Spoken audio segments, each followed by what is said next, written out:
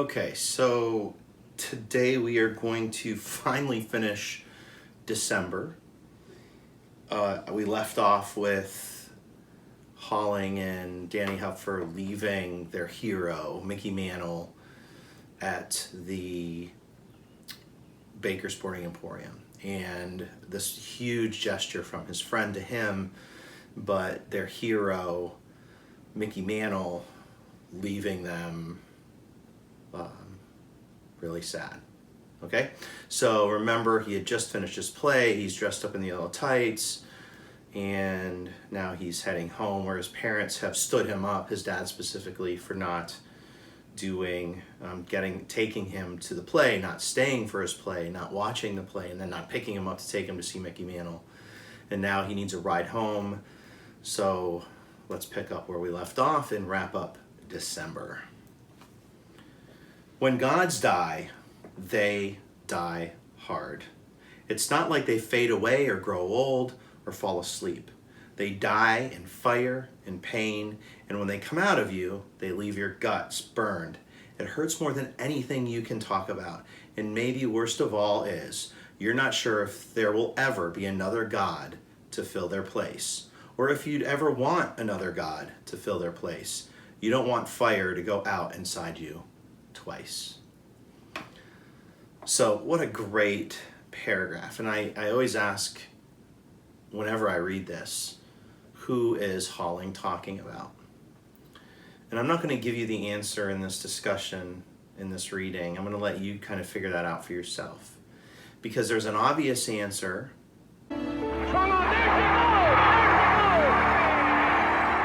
Watch him go around the bases that day.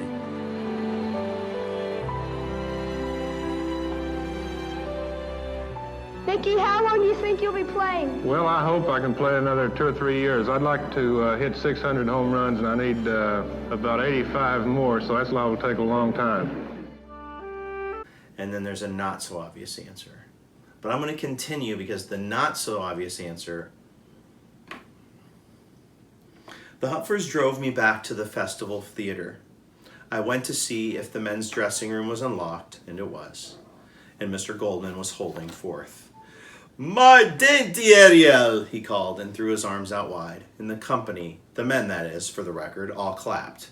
"Where have you been? You, the star of the extravaganza. Something should be wrong."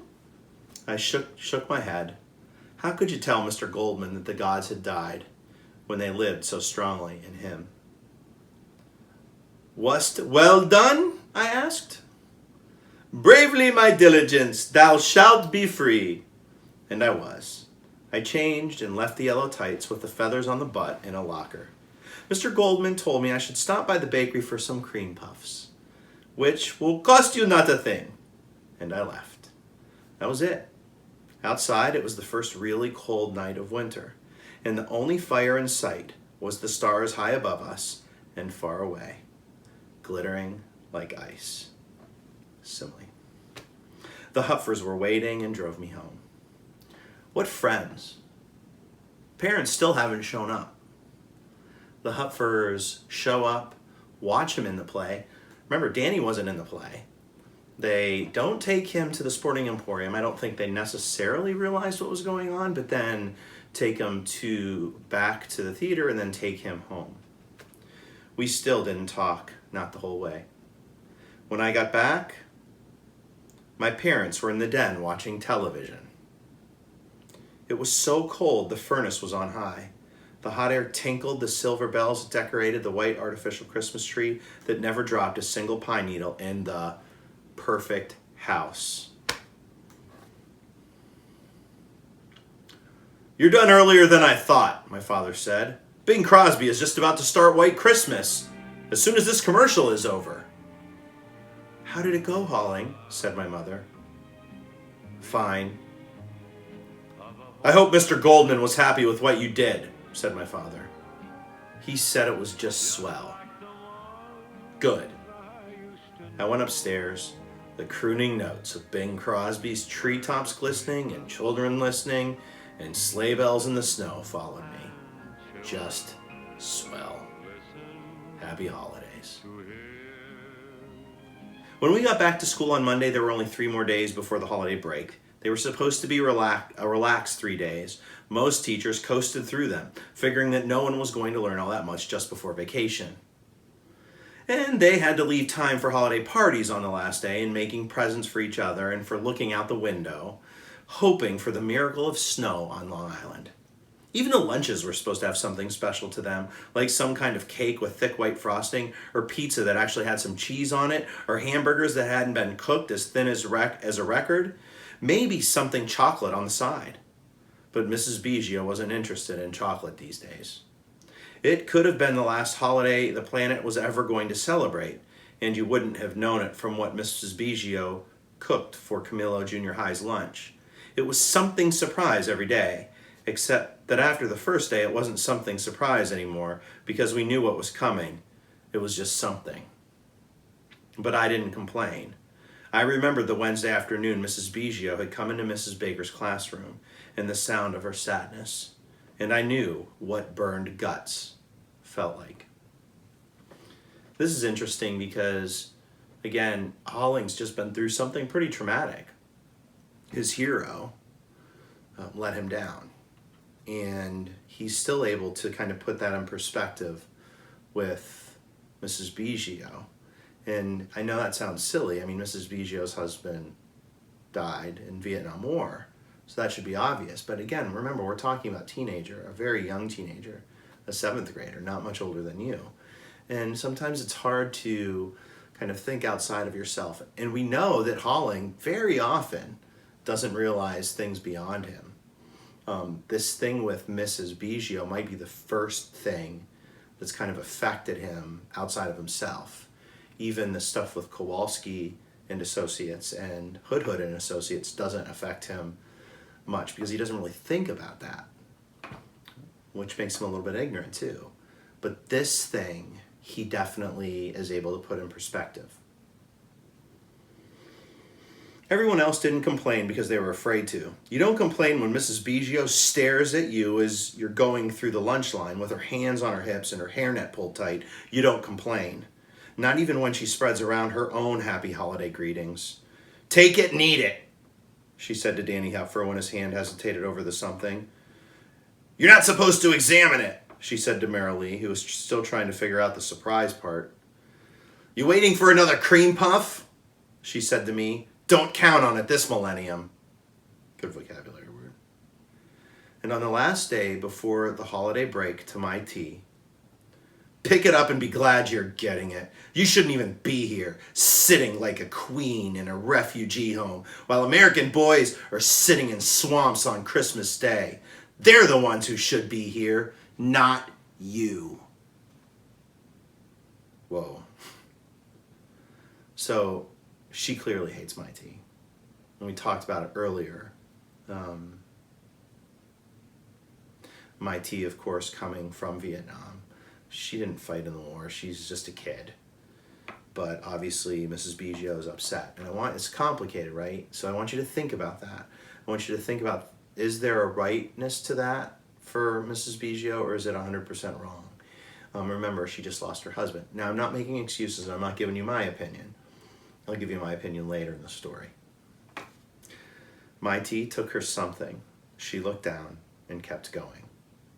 She probably didn't see that Mrs. Biggio was pulling her hairnet down lower over her face because she was almost crying.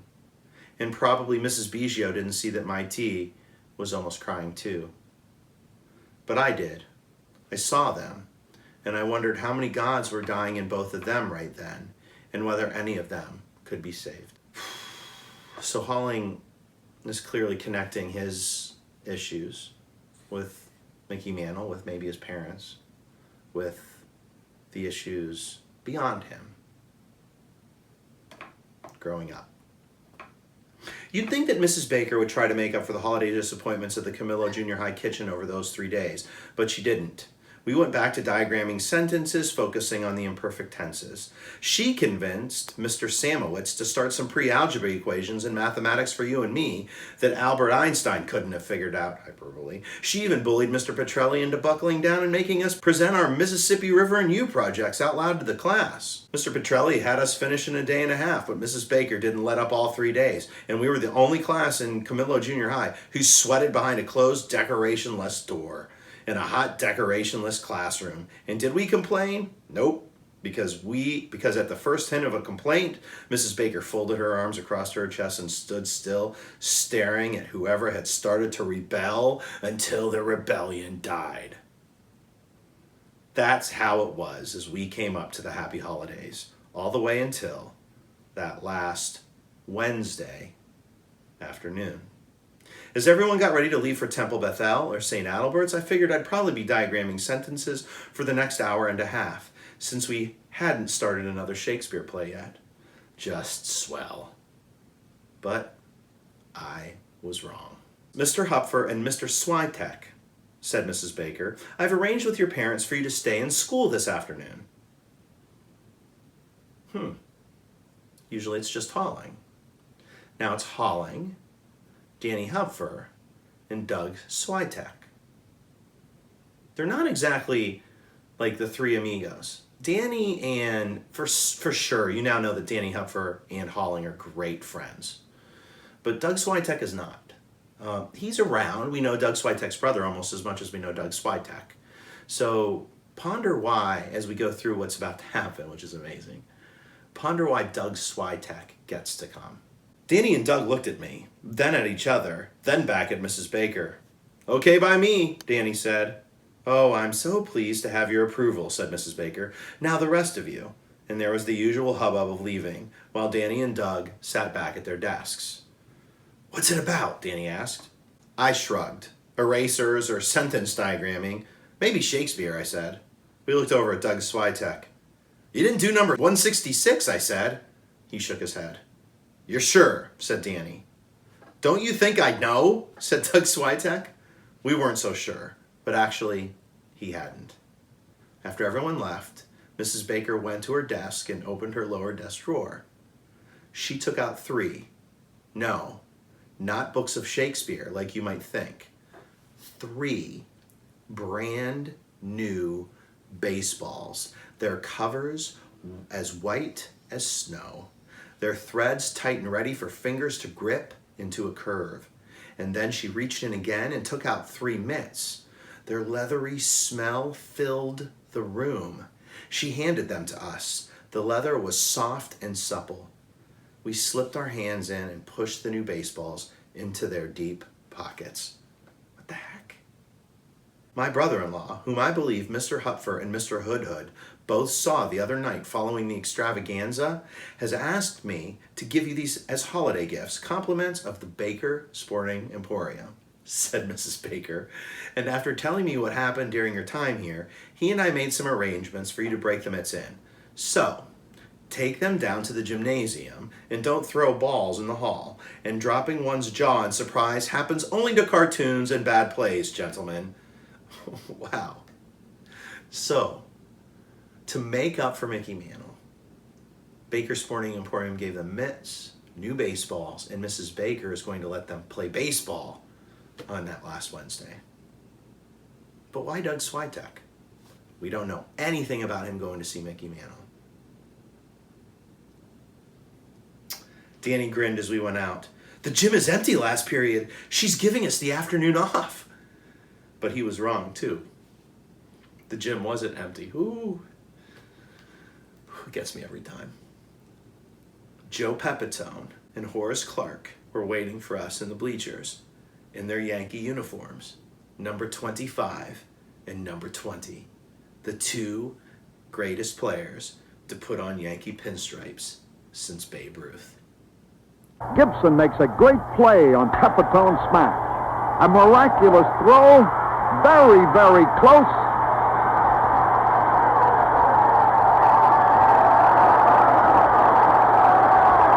He's out. Pepitone rushes umpire Al Smith, and so does coach Jim Gleason. Manager Berra joins the argument. He pushes Pepitone away to keep Joe out of further trouble.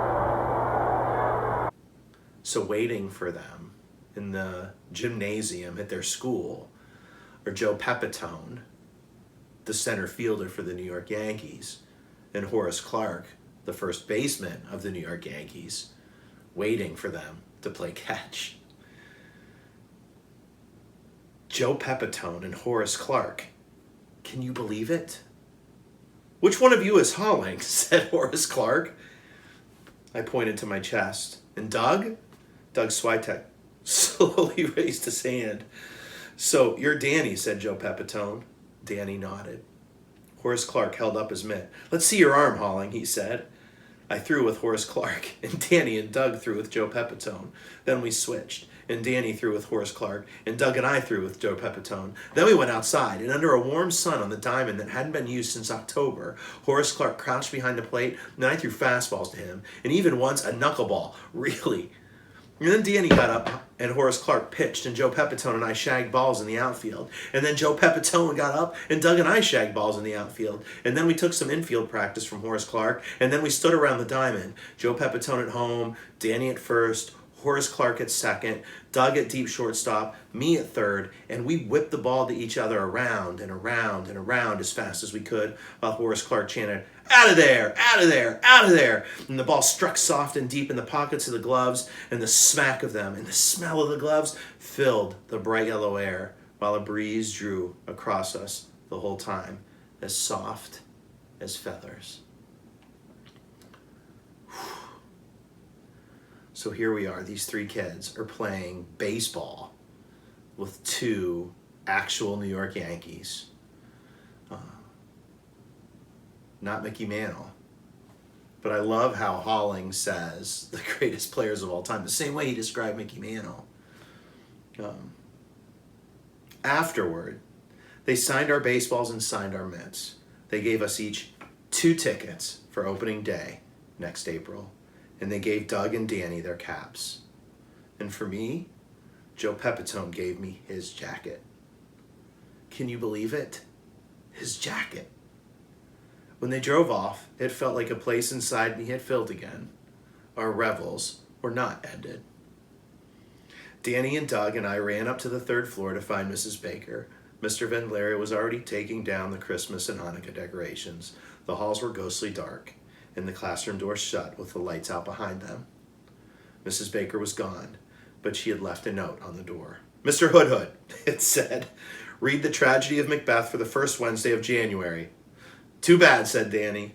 But Doug went on in, and he came back out carrying the cardboard box for number 166 from the coat room.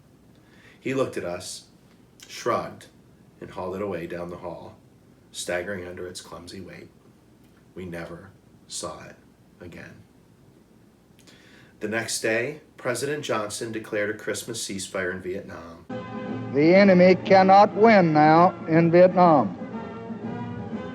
He can harass, he can terrorize, he can inflict casualties while taking far greater losses himself. But he just cannot win. There must have been times that you wished that this cup might pass from you, that it might have come in some other place, at some other time, or to some other generation. But it didn't. It came here, and it's with us now. You've taken it with courage that makes all of your countrymen proud of you. And I pray that you will be strengthened this Christmas Day in wartime. And the bombs stopped dropping. And so the happy holidays finally began. Why Doug Switek? I want to have you back up a chapter to when Doug Switek knew the New York Yankees statistics, Mickey Mantle specifically. And remember, Danny Hupfer specifically said, how did he know that? And I also want you to take into account what we know about Doug Switek's brother and Doug Switek. Doug seems to be a good kid, but he's the one who concocted all of these numbers of like how to get the teacher. And Doug Switek's brother is a troublemaker. And you know, you can sort of get a picture of what their family might be like. Why did Mrs. Baker include Doug Switek? I'm not going to answer that question for you. You're going to answer that question for me, part of your homework this week. Now, my final question for you for December, before we move into January tomorrow, is, does Mrs. Baker hate hauling? And if you can't answer that now, shameful. All right, that's it. We're going to move into 1968 tomorrow. And let me tell you, 1968, as far as years go in the history of the United States, was as scary a year as ever there has been. But until then, I hope you enjoyed December. See ya.